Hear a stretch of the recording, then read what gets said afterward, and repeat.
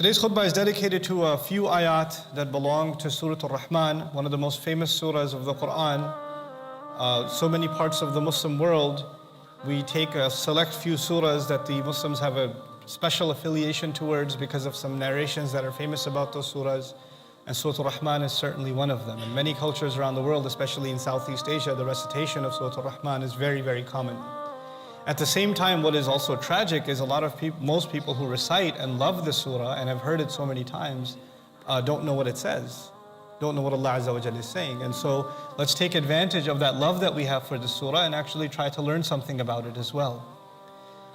This surah uniquely, Allah Azza wa Jalla repeats the same phrase multiple times, an unusual frequency of times. فَبِأَيِّ آلَاءِ رَبِّكُمَا تُكَذِّبَانِ. It keeps, every few ayat, Allah keeps uttering the same thing over and over again. And that statement roughly translates, and this is actually, if you don't understand this statement, you'll miss the point of the entire surah. Allah Azza wa Jalla is in a very emphatic way declaring what favors, what wonders, what incredible things that your master has done are you going to be in denial of. That's a very rough translation, but essentially Allah keeps asking how much more in denial can you be? How much more stuff can you ignore? How much more can Allah do for you all around you? And you pretend that it's not Allah who's the one doing it. How blind can you be? And He keeps asking that question over and over and over again. Now, scholars grapple with the problem, why does Allah repeat Himself like that? Why does He keep repeating that question time and time again? And it's also baffling because in the beginning Allah talks about what He created in the world and then asks that question. Later on He's going to start describing Judgment Day and He'll ask that question again. Then a few ayat about Jahannam, hellfire, then He'll ask that question again. Then every few ayat about Jannah, He'll ask that question again. So it's not like it's the same subject. There are literally 5 different subjects in the surah and He still asks the same exact question over and over and over again. And so it begs, it really makes one curious, and you would have to understand that Quran is bilisanin Arabiyyin mubin. Allah even says, illa bilisani qawmihim. Messengers came in the language of the people. And the Arabic of the Quran is very clear. In other words, you don't have to come up with some exhaustive, technical, complicated, philosophical explanation. It's actually very natural. When someone is angry with you, they repeat themselves. And especially if they're asking a question, sometimes to scold somebody. For example, a teacher is yelling at the students because most of them failed a test. Didn't we go over this? Didn't we review this 10 times? Did I not teach you? Did I not do my job? In other words, when a teacher repeats those questions, it's an expression of, I did everything I could, why didn't you do your part? And the more he repeats that question is an expression of how angry he is and how upset he is with people who've taken advantage, like in the case of the example I gave you, of a teacher who did everything he could for every single student. Is there any question? I'll stay after class, I'll help you however I can, and you still do this. And you still fail the exam, and you still miss the most obvious. Allah Azza wa Jalla, as angry as He is in this surah, it's so amazing that He began with one of His names, Ar-Rahman. Ar-Rahman. Because if He wasn't Ar-Rahman, then anybody else who made Allah this angry, they wouldn't exist anymore. They would have been in Allah's punishment already. So the point of the surah is that you and I, or humanity rather, has made Allah extremely upset. Allah is extremely disappointed with humanity. And the only reason Allah is not executing what they deserve is because He's Ar-Rahman. More particularly, actually, not all of humanity, but particularly the first audience of Rasulullah sallallahu alaihi wasallam. So let's first understand the example, even though these are not the ayat I want to share with you today, but I do want to set the stage for the ayat that I did want to discuss with you. Allah Azza wa Jalla is talking to Quraish, and many argue this is almost a decade of Quran has already come down. 10 years Rasulullah sallallahu alaihi wasallam is reciting the Quran to the people of Mecca, and then comes Surah Ar-Rahman. So it's a long time into the period, the Meccan era, that this surah is revealed. I want you to appreciate what happened. وَمَا أَرْسَلْنَاكَ إِلَّا رَحْمَةً لِلْعَالَمِينَ. Allah did not send His messenger except as an act of loving care and mercy for all nations and all peoples. But the special favor was done, هُوَ الَّذِي بَعَثَ فِي الْأُمِّيِّينَ رَسُولًا. Among the unlettered, among these Arabs who had no civilization, they had no massive buildings, they had no great armies, they had no great accomplishments, they had nothing. They were the nobody of the world. And Allah decides to send His greatest messenger to them.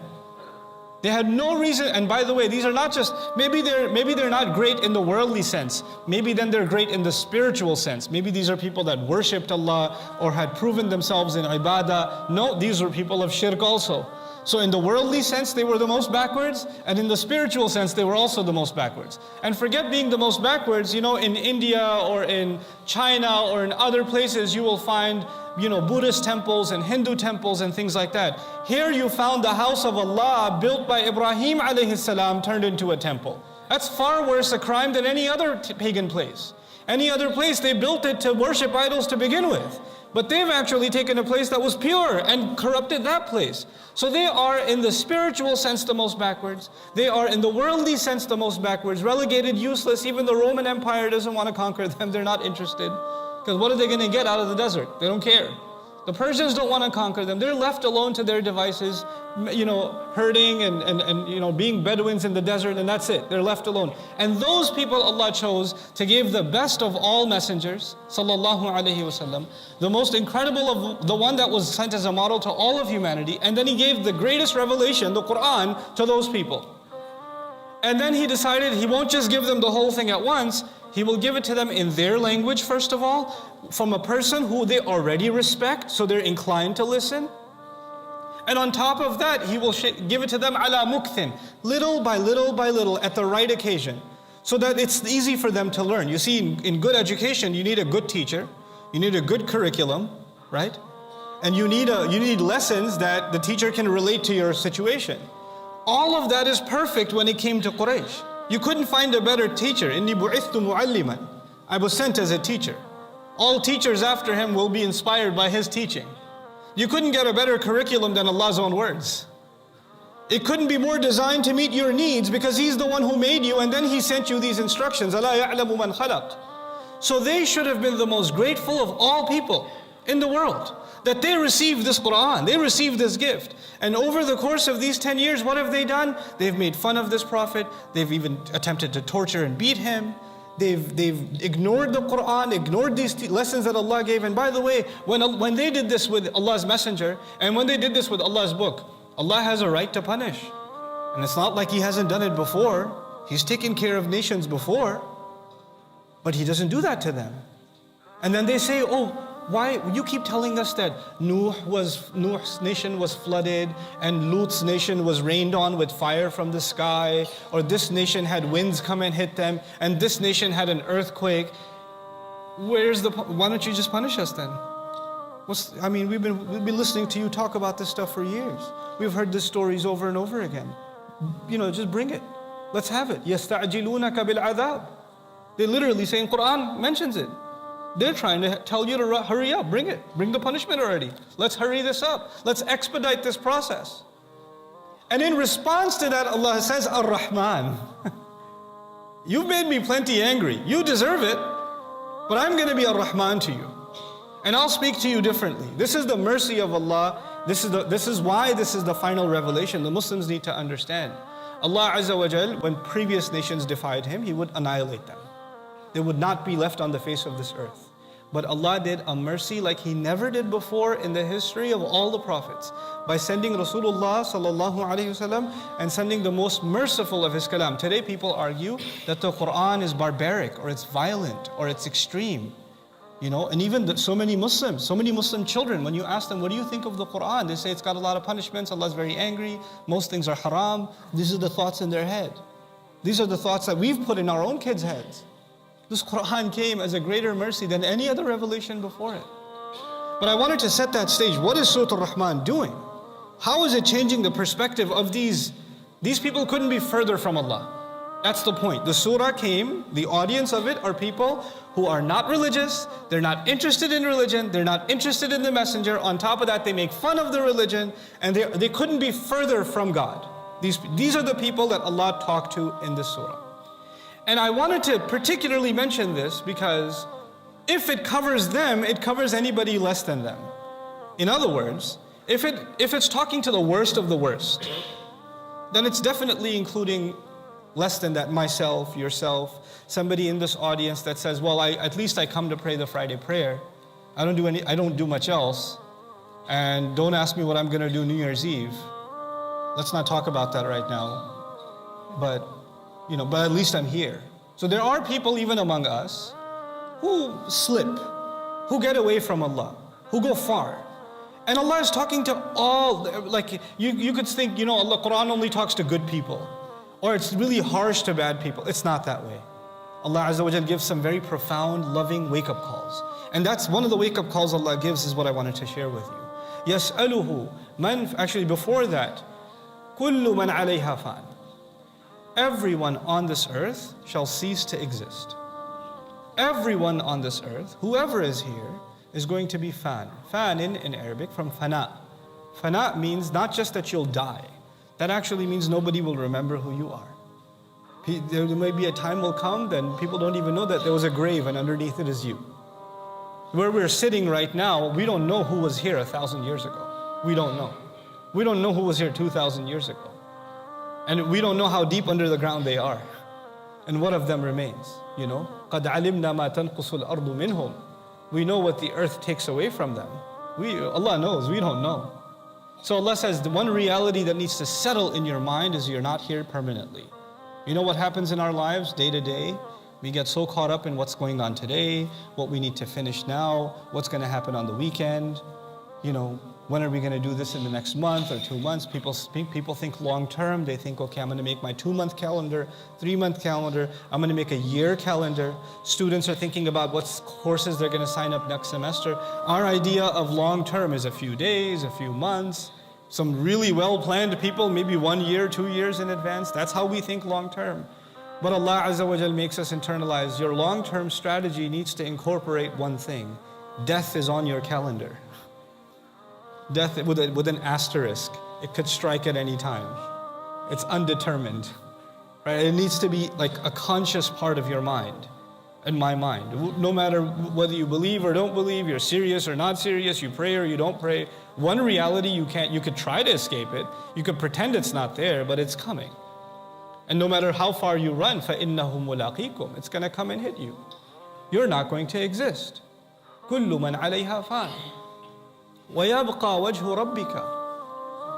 However, the face, which is an expression in the Quran for glory, respect, dignity, the face of your master will remain. وَيَبْقَى وَجْهُ رَبِّكَ ذُو الْجَلَالِ وَالْإِكْرَامِ. What an amazing name, amazing names of Allah. The one who possesses glory and the one who possesses all dignity. Now in Arabic, karam is dignity. Ikram is when you dignify, it's muta'addi, meaning when you dignify someone. So if, for example, I walked in and somebody treated me with respect, that's ikram.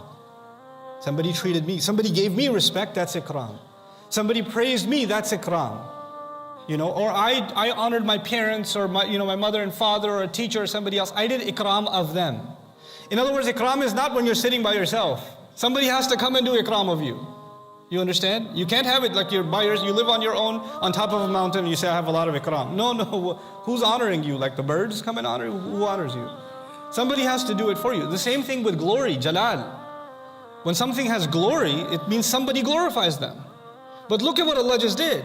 He said everyone is going to die. Which means no one's left to honor Allah and no one's left to glorify Allah. And Allah still owns it. Allah still owns it. There are people who when they become far from Allah, they say, why does He need my prayers? Why does He need me to thank Him? Why does God want us to praise Him all the time? I've even met some people who say, why is God so ma'adallah? They speak about Allah in these terms. Why does Allah need me to praise Him all the time? Anybody else that wants to be praised all the time, we consider them arrogant, full of themselves, needy. Why does God do that? And Allah answers that question. Listen, you're all going to die. And I'm still going to have what you think I need. I already own all dignity, all nobility, all honor, all glory. And I don't need, Allah is telling us He doesn't need creation to glorify Him. He already possesses it. He already owns it. So He told us something so profound here. Death is on the horizon. And whatever you do, you're not doing it for Allah because you cannot add Allah to Allah's treasure. You can only do whatever you do for yourself. In ahsantum li anfusikum. Even if you're going to do the very best you could possibly do, that very best you did not actually do for Allah, you did it for yourself. Quran says, وَمَنْ جَاهَدَ فَإِنَّمَا يُجَاهِدُ لِنَفْسِهِ. Whoever makes whatever struggles, they're only doing it for themselves.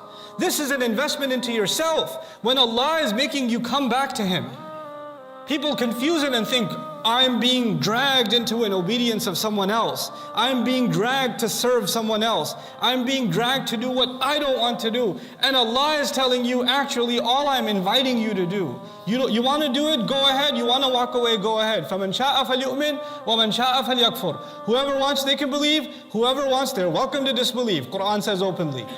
You're free to walk away. But if you're going to come towards Allah, then it's only going to be, you're the only beneficiary. You can't benefit Allah.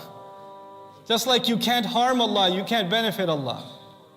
And so He says, وَيَبْقَى وَجْهُ رَبِّكَ ذُو الْجَلَالِ وَالْإِكْرَامِ. His dignity will remain. This is a problem for you. You know. And then He asks the question, فَبِأَيِّ آلَاءِ رَبِّكُمَا تُكَذِّبَانِ. He doesn't even need you, and He keeps you around. He doesn't need you, and He feeds you, provides for you, takes care of you, gives you beauty in your life. He didn't just give you survival. People can survive inside a prison cell. He gave you a home. He didn't just give you skin alone is enough to survive. He gave you wonderful clothes, air conditioning. He gave you this stuff. But He didn't need to give you anything because He doesn't need anything from you. How much in denial can you be? فَبِأَيِّ آلَاءِ رَبِّكُمَا تُكَذِّبَانِ. What a powerful way to make this argument. To remind me and to remind you our place before Allah. We can never do enough for Allah. And we can never say Allah owes us anything. You and I can't say Allah owes us anything. People say the silliest things. I made so much dua, Allah didn't answer. Like Allah owes you. Making dua to Allah is not placing an order on Amazon. It's been 3 days, they said 3-day delivery. It didn't come yet. Oh, forget it, I don't pray anymore because I kept making dua and I still failed my exam. You failed your exam because you don't study. You failed your exam because you didn't get a tutor. You didn't fail your exam because you made dua and Allah didn't deliver His